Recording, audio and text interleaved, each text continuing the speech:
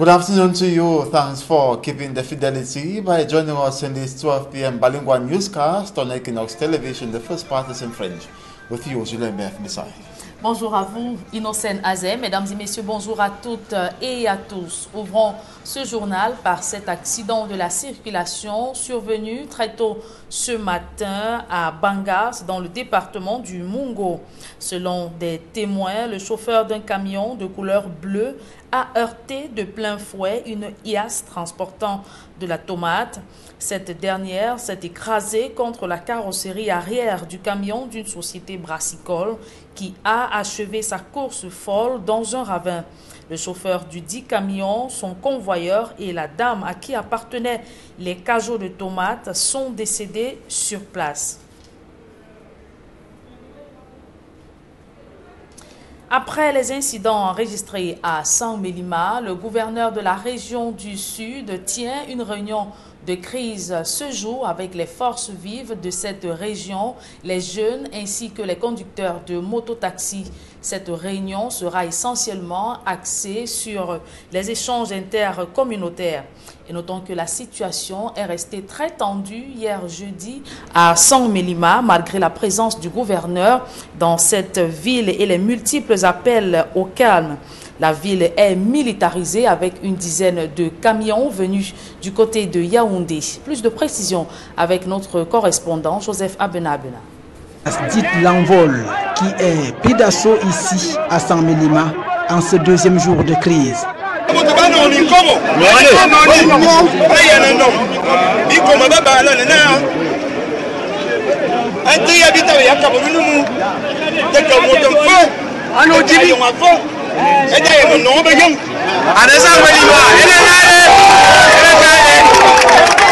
Après des mots d'ordre des populations en colère, la marée humaine n'hésite pas d'entonner l'hymne national pour sceller leurs revendications.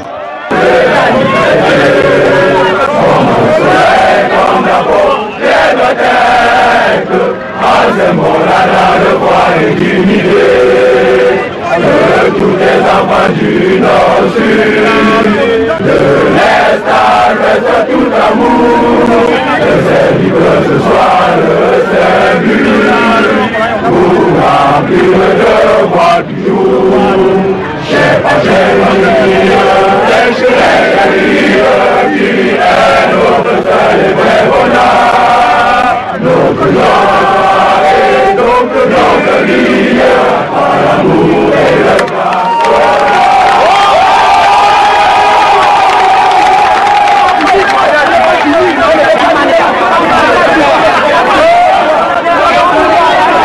Malgré la présence du groupe polyvalent d'intervention de la gendarmerie nationale venue de Yaoundé en renfort, la situation reste tendue. Le gouverneur du Sud, Félix Ngelengele, qui appelle les populations au calme, y a pratiquement élu domicile ici à San-Mélima. À ce deuxième jour de la crise, les commerces sont pratiquement restés fermés et toute autre activité paralysée.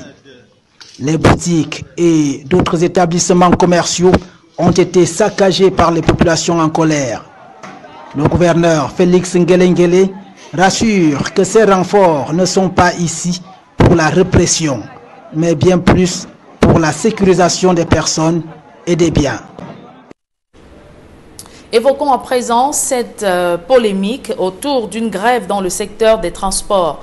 La cessation d'activités annoncée divise les principales organisations syndicales. Si les revendications posées par certains sont fondées, d'autres syndicats estiment que les avancées obtenues et le contexte ne prêtent pas à des actions coup de poing. Donald Briskamga et Dalastiana. Pénétrante est de Douala ce 10 octobre, les camionneurs faisant le corridor Douala-Bangui-Douala-Djamna sont sur la route.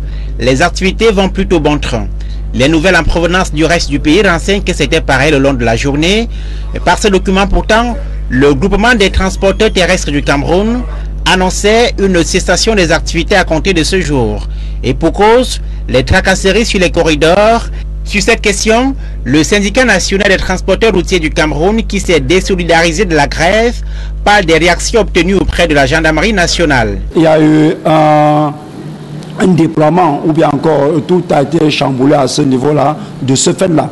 Et parlant par exemple des checkpoints conventionnels, à la date d'aujourd'hui, ces checkpoints conventionnels sont pris en compte. Ça veut dire que pour des camions en transit, le contrôle ne se fait que dans les checkpoints. Sur le volet des abus de l'administration douanière, le syndicat propose des ajustements pour mettre fin au calvaire des transporteurs sur la route. Que chaque camion soit équipé des GPS, de leur propre GPS, et qu'on leur communique tout simplement le lien pour le suivi des camions. Autre question qui préoccupe, les PSE ou les contrats types. Les syndicats notent que les administrations concernées s'y attellent et accordent un moratoire au pouvoir public pour adresser les difficultés soulevées. Avec le ministre du Commerce, il est question qu'au mois, c'est-à-dire à la fin d'année, à la fin de cette année, que ce contrat type, parlant des transports des hydrocarbures, que ce contrat type soit opérationnel. C'est-à-dire un contrat pour tous ceux qui font dans le transport des hydrocarbures. Donc, demander qu'on arrête les activités aujourd'hui de par le contexte, je dis, ce n'est pas approprié. Mais le syndicat national des transporteurs routiers du Cameroun s'en remet à la bonne volonté du gouvernement pour donner des réponses convenables aux entraves connues de tous dans le secteur des transports au Cameroun. Comment réduire les hécatombes sur les différents axes routiers au Cameroun à l'occasion du 3e congrès de la Société camerounaise de sécurité et santé au travail? Les experts réfléchissent sur cette problématique à Douala. Ils passent en revue des mesures prises par le gouvernement en matière de sécurité routière. Michel Ngachou et Dalastiana. 6136 personnes sont mortes en 2017 par accident sur la voie publique au Cameroun, selon un rapport de l'Organisation mondiale de la santé et un peu plus d'1 million dans le monde. Ce chiffre classe le pays 11e rang des pays africains, les plus accidentogènes avec un taux de mortalité routière de 26,28 pour 1000 habitants. Problème, les questions de sécurité et de santé, quoique prises en compte, n'aident pas toujours les travailleurs dans leur globalité. C'est ce qui donne d'étudier les enjeux et défis de la sécurité de la santé au travail dans le secteur des transports et en Afrique à travers le congrès de la Société camerounaise de sécurité et de santé au travail rendu à sa 3e tenue. C'est au siège du groupement interpatronal du Cameroun que les organisateurs et participants ont pris rendez-vous pendant 3 jours en vue d'étudier ces enjeux, donner des résultats attendus et surtout transmettre l'impact souhaité à court et moyen terme. Comment comprendre la place de la sécurité et de la santé des travailleurs victimes? Elle n'est pas encore satisfaisante. Mais les travailleurs sont de plus en plus informés sur la problématique de leur rôle et de leurs droits en matière de santé au travail. Et le dévolu jeté sur le transport à cette occasion trouve toute sa raison dans cette rencontre. Vous ne pouvez pas développer les investissements s'il n'y a pas de transport. Pour donner du sens à la recherche scientifique et profiter de l'expérience des pays qui appliquent à bon escient les normes en matière de sécurité et santé des travailleurs dans le secteur du transport, ce 3e congrès s'enrichit de la participation de bon nombre d'experts. Un regard complémentaire, j'ai travaillé toute ma carrière comme médecin en santé au travail, en particulier auprès de conducteurs, de chauffeurs routiers, qui là sont très soumis à des risques complémentaires liés aux vibrations qu'ils endurent dans leur activité professionnelle. Il y a eu une discussion tripartite à Genève qui a impliqué des experts désignés par les gouvernements, par les organisations patronales et par les organisations syndicales pour travailler sur l'adoption de principes directeurs pour la promotion du travail décent et de la sécurité routière. Et donc je suis venu partager cette expérience. Placé sous le haut patronage du ministère du Travail, de la Sécurité sociale et celui du Transport, ce 3e congrès aura pour but de contribuer au développement scientifique et pratique de la sécurité et santé au travail afin d'améliorer les préventions des risques professionnels et la prise en charge de la population active au Cameroun. Les services du ministère du Travail ont donc pour mission principale la promotion de la santé du travailleur et d'assurer sa sécurité, son bien-être au travail. Vivement que solutions soient trouvées et ambitions pérennes pour le bien du secteur des transports. 3 milliards de francs CFA pour soutenir le Fonds mondial de lutte contre le VIH-Sida, la tuberculose et le paludisme. Cette contribution du Cameroun a été annoncée hier par le chef de l'État Paul Biya au sortir de son tête-à-tête avec le président français Emmanuel Macron. sur les échanges entre les deux chefs d'État en marge de cette 6e conférence consacrée à la lutte contre ces maladies. Le président Paul Biya affirme qu'il a fait le compte-rendu du grand dialogue national au président français avec qui il a également entretenu les relations, échangé sur les relations bilatérales entre le Cameroun et la France. Plus de précisions avec Sylvestre Hippolyte Zangao. Venu attendre son hôte à l'entrée de la salle où ils doivent avoir une tête-à-tête. C'est par la main que le président Macron prend le président Biya. Assis, les deux chefs d'État s'offrent une accolade devant les crépitements des appareils photo.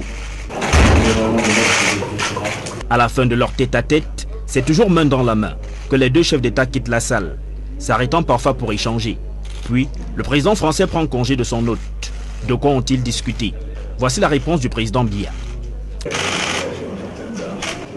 Nous avons évoqué évidemment les problèmes du Fonds mondial de lutte contre la tuberculose, le palu et le VIH. Et on a abordé aussi quelques problèmes de coopération.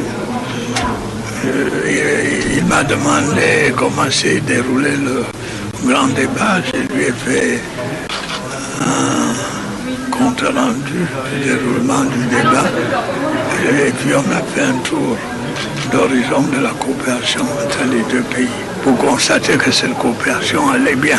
L'on n'en saura pas plus. Sur sa participation à la 6e conférence de reconstitution des ressources du Fonds mondial de lutte contre le sida, la tuberculose et le paludisme évalué à 14 milliards de francs CFA par le président français, Paul Biya, révèle quelle sera la participation du Cameroun. Pour nous, c'est 3 milliards de francs CFA, c'est pas rien, c'est une bonne contribution et on va continuer à contribuer. Interrogé également sur l'état des lieux de la lutte contre ces maladies dans son pays, le chef de l'État camerounais parle d'une lutte perpétuelle. Et chez nous, ça évolue, ça a baissé, mais avec la poussée démographique, évidemment, il faut toujours s'adapter. Nous sommes décidés à combattre cette pandémie. Il ne faut pas se décourager. La 6e conférence de reconstitution des ressources du Fonds mondial de lutte contre le sida, la tuberculose et le paludisme se referme donc ainsi pour le Cameroun. Le mouvement pour la renaissance du Cameroun demande une amnistie générale pour tous les leaders impliqués dans la crise anglophone. Maurice Kamto promet également à ses militants en détention qu'il se battra pour leur libération. C'est du moins quelques points saillants qu'il a émis dans une déclaration dès sa libération le 5 octobre dernier. L'économie de cette déclaration avec Jean-Paul Chouniat. Dans sa déclaration de 5 pages, signée dès sa sortie de prison le 5 octobre dernier, le président national du MRC, Maurice Kamto, fait le point sur l'arrêt des poursuites pendantes devant les juridictions civiles et militaires contre les militants du mouvement pour la renaissance du Cameroun. De même qu'il fait le procès du grand dialogue national qui a évité d'importantes questions sur la crise post-électorale et la crise anglophone. D'abord sur le sort de ces militants en détention, Maurice Kamto leur promet de poursuivre la lutte jusqu'à leur libération. Et pour les militants et alliés du MRC ayant bénéficié de l'abandon des poursuites conformément au code de justice militaire, le leader du MRC redoute l'alinéa 3 de l'article 14 qui offre la possibilité au régime de Yaoundé de reprendre les poursuites à tout moment dans l'unique but de faire taire les revendications d'une victoire volée ayant conduit à leur arrestation arbitraire et détention illégale, pour reprendre les propos de Maurice Kamto. Aussi poursuit-il, la crise politique née de la présidentielle du 7 octobre 2018 reste d'actualité, d'où selon le deuxième à cette élection, l'urgence de solder le passif de la présidentielle 2018 et surtout engager une réforme consensuelle du système électoral avant toute élection à venir. Maurice Kamto cite d'ailleurs en référence les propositions d'un éminent cadre du RDPC, Ibrahim Bombon-Joya, qui parlait ainsi de tracer les contours d'une nouvelle république aux fondations démocratiques solides. De même sur les violations des libertés publiques et droits humains fondamentaux, Maurice Kamto réitère que son parti n'acceptera plus le diktat des administrateurs civils de piétiner des droits et libertés garantis par la Constitution et les textes internationaux ratifiés par le Cameroun sur les libertés de réunion et manifestation publique. Autre préoccupation du mouvement pour la renaissance du Cameroun, le grand dialogue national. Maurice Kamto déplore le silence de cimetière fait sur la crise post-électorale et la réforme consensuelle du code électoral. regrettant l'indifférence du pouvoir sur sa main tendue d'avril 2019 qui n'a que récolté invectives et mépris, Maurice Kamto réitère sa disponibilité à discuter avec Paul Biya pour tourner définitivement la page de la présidentielle 2018. Et si rien n'est fait pour solder ce passif de la présidentielle, écrit Maurice Kamto, le non au hold-up électoral va suivre son cours avec réactivation du plan de résistance nationale. Second volet du procès du grand dialogue national, c'est la crise anglophone. Des revendications des anglophones sur la forme de l'État, le maintien de la décentralisation avec statut spécial pour le nord-ouest et le sud-ouest. Le leader du MRC craint que ces réponses du pouvoir ne soient pas une solution adaptée, viable et durable aux préoccupations de ces deux régions, plus que déterminées pour le fédéralisme. Le statut spécial n'ayant fait l'objet des débats en commission, le pouvoir de Yaoundé vend aux anglophones un paquet au contenu bien ignoré, écrit Maurice Kamto.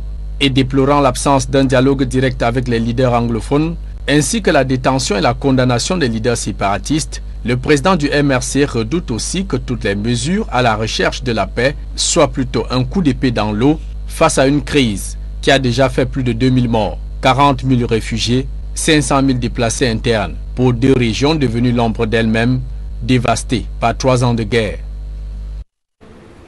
La suite de ce journal est en langue anglaise avec vous, Innocent Nazer. Good afternoon once again. Good afternoon, Julian, and to our viewers, good afternoon. Thanks for joining me in the second segment of the newscast. 3 persons are said to have died in a road accident that occurred in Banga, that's in the Mungo division of the Litowal region of the country. The accident occurred this Friday, October 11 at about 3 a.m. According to sources, a blue lorry rammed a Hiace vehicle transporting tomatoes from the back, causing it to crash behind a brewery truck belonging to a brewery company, and driver of the blue lorry and conductor plus driver of the Hiace vehicle all died. It is still unclear if the woman whose tomatoes were being transported equally died on the spot, but sources indicate that the woman was equally involved, that she died in the course of the accident. And the governor of the South region of Cameroon has convened an urgent meeting that's in his area of command to principally discuss on the recent violent clashes witnessed in Sangmalima in the Jar and Lobo division on Wednesday, October 9th and Thursday, October 10th. The violence led to gross property destruction by some angry youths over the gruesome murder of their friend, a motorbike rider. Several persons were also injured.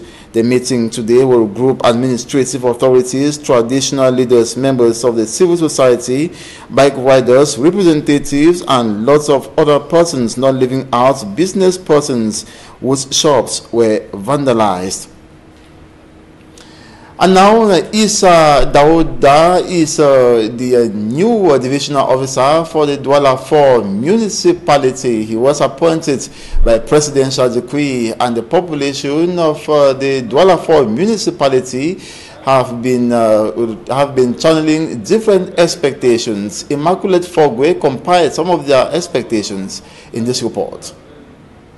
From north to south, east to west, big cities to the hinterlands, Cameroon is plagued by a handful of underdevelopment challenges awaiting solutions. Following the recent appointment of senior divisional officers and divisional officers by the head of state across the national territory, some Cameroonians have raised different expectations as regards the task ahead of their leaders. A case in point is the Douala 4 subdivision, with Daouda Issa taking over the mantle of Ekoa Baga Jean-Marc as the divisional officer of the area. These inhabitants raised issues of insecurity, sanitation, poor road network, and the deplorable state of some IDPs living in the area. Insecurity is taking place in Bonaberi. Many guns have really caused a trouble for population. We cannot sleep in peace now. Nearly every day they came and they attack many houses with knife, with gun. Really, we are afraid. That is why I would like to tell the new GO that the first thing that he has to do in Boraberi is to assure the security of population. The issue of garbage disposal in Douala 4, and in essence we are requesting the DO of Douala 4 to take care of the stench that come out from the abattoir, from the slaughtering house just near PSS Douala. In fact, this abattoir is giving a kind of pungent odor to the inhabitants of Bonandale area, and most particularly in the school PSS Douala. So we expect him maybe to come down and meet the authorities of abattoir to see to it that even if they are slaughtering cows there, they should take care of the disposals. They should take care of the odor. We expect our new sub-divisional officer to help us with the deplorable state of the roads. It might not be in his competence, but I think he has or he knows the right buttons to press so that our buses can come early to school. Dauda Issa is expected to handle all these challenges ahead of him so as to ensure effective development in his area of command. Despite the release of leaders, the Cameroon Renaissance Movement opposition political party says it will continue with its national resistance plan against the electoral hold-up. In a recent communique, the party president says the special status accorded Anglophone Cameroon will not solve the Anglophone crisis. Fomi Armstrong Sana reports. Immediate challenger at the October 7, 2018 presidential election is among Cameroonians who think that the vague special status proposed for the Anglophone regions at the end of the major national dialogue in Yaoundé ends up unable to resolve the Anglophone crisis. Maurice Kamto highlights the fact that the content of the special status was not defined, thus leaving a government bent on decentralization to build content for a people requesting federalism. In a worsening security atmosphere, Maurice Kamto fears further that future elections are not effectively organized in the Anglophone regions, like was the case in 2018, thus giving the impressions of two separate states. The Cameroon Renaissance Movement Party national president says the Anglophone crisis cannot be resolved without the release, accorded amnesty and active participation of leaders like Sissoko Ayuk Tabe and co., as well as those in the diaspora. Despite his release alongside 101 CRM party supporters, allies and sympathizers on Saturday, October 5, 2019, Maurice Kamto says he will continue with the National Resistance Plan against electoral hold-up. The party thinks problems related to the electoral code in Cameroon should be resolved urgently before future elections. An idea more on the same lane with the recent declaration of Sultan Ibrahim Bombonjoya, head of the ruling CPDM party permanent delegation to the West region of Cameroon. The Cameroon Renaissance Movement political party says the recent release of some of its party leaders is not enough, as 206 of its party supporters and sympathizers are still being detained in detention centers across Cameroon. In a document released on Saturday, October 5, 2019, Maurice Kamto says the CRM political party will continue to push on until the last party supporter and sympathizer is released. The President of the Republic of Cameroon, Paul Biya, has pledged to contribute the sum of 3 billion francs CFA of the 14 billion US dollars to be contributed by member countries to support the global funds to fight tuberculosis, AIDS and malaria. Meeting one-on-one with French President Emmanuel Macron in Lyon, France during the 6th replenishment conference of the Global Fund to fight tuberculosis, AIDS and malaria, President Paul Biya says Cameroon will continue to support because the country has benefited enormously from this program regarding previous records. He stressed that these 3 diseases have served as threats to Cameroonians with enormous adverse consequences. Amongst other things, discourse with President Emmanuel Macron includes the just ended major national dialogue and Cameroon-France bilateral relations. The conference, which opened Wednesday, October 9th, ended Thursday, October 10th.